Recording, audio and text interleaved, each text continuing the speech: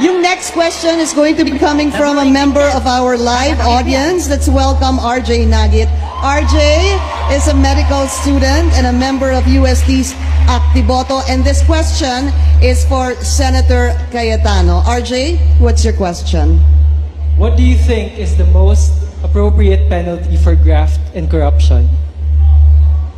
Okay. Lahat sa buong mundo, sa science ng criminology, it's not the actual penalty, but the certainty na mahuhuli ka. Sa Pilipinas, pag antibiotics, pandesal, ang nanakawin mo, sigurado huli ka. Pero pag nagnakaw ka ng malaki, magiging congressman ka. Pag mas malaki ninakaw mo, magiging senador ka. Pag barkada mo si Napoles, syempre si Napoles, i-clear ka, barkada mo siya eh. Di ba?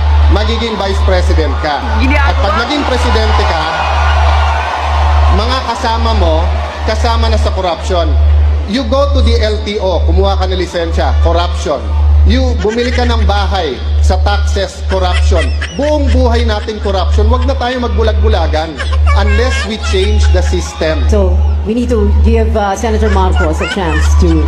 No, I was just wondering kasi sinasabi ni Senator Alan, pagka malaking ninakaw mo, maging congressman, mas malaki maging senador.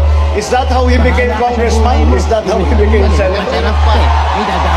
That's not how I became congressman. It's not how I became senator. Well, mga kababayan, alam kong sa Europe nag-aral si Senator Bongbong kahit peke yung diploma. Pero Ibang issue na yan, Senator Alan. ang sinabi ko po na magiging congressman ka, that's sarcasm. Because it applies to many, not to all. Okay. Kung ako'y naging congressman dahil corrupt, di sana hindi ako sumama sa EDSA 1, EDSA 2, hindi ako lumaban sa corruption ni Binay, hindi ako lumaban sa corruption ni Arroyo. But Senator Marcos, nasaan ka pag corruption ang pinag-uusapan? Diba? Wala ka sa hearing. Sabi mo kanina, Senator Marcos, matagal tayong magkapartido, bakit ngayon lang bringing up? Naalala ko tuloy, nung hearing na Napoles, galit siya sa akin lumapit kasi pinapatawag ko yung isang Maya Santos. Ngayon ko lang nalaman bakit, kasi lumalabas dun sa final ngayon sa Ombudsman, yun pala ang in-between ni Senator Bongbong at ni Napoles. All right, this will be the last word on... To be fair to you, Senator Bongbong, yun din ang akala ko. Kung may Napoles ka, bakit ngayon lang? Tinignan ko 2007 to 2009 lang yung audit, 2011 yung sayo. Kaya ngayon lang lumabas. Pangalawa po, hindi totoo walang basihan ang numero.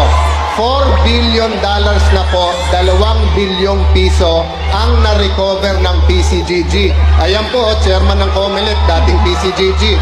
Na, hindi ko alam kung sa akin siya natatawa o kay Senator Bongbong. Pangatlo po, $1 billion ang ngayon pinaglalabanan pa rin ng gobyerno at ng Marcos family. Pang-apat po, sa SALN ni Senator Bongbong, 200 to 500 million pesos po. Never ka naman nagkatrabaho kung hindi sa gobyerno. Saan mo kukunin ang ganong kalaking pera? Meron po tayong kasama dito na pag yung ibang hearings nawawala kasi mga kaibigan ang nandun. Pag Coco Levy nawawala.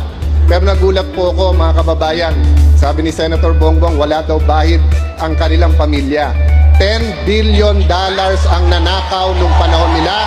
450 billion pesos.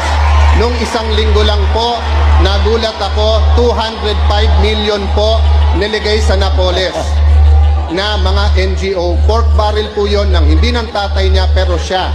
Kung yun po ay hindi pa bahid politika, hintayin nyo maging vice president siya. Baka $100 billion na ang mawala sa atin. Alright. Tignan nyo po ang interview ng mismong nanay po ni Senator Bongbong. Sabi nung nanay niya, they practically own the Philippines, telecoms, all these businesses. It's all on the record. I-google nyo, yung may telepono po ngayon, i-google nyo yung recovered ng PCGG. But ibahin natin usapan, sabihin nyo nang hindi totoo for the sake of this debate, kahit totoo. Anong hearing sa corruption nakita nyo nag-appear ang isang Bongbong Marcos?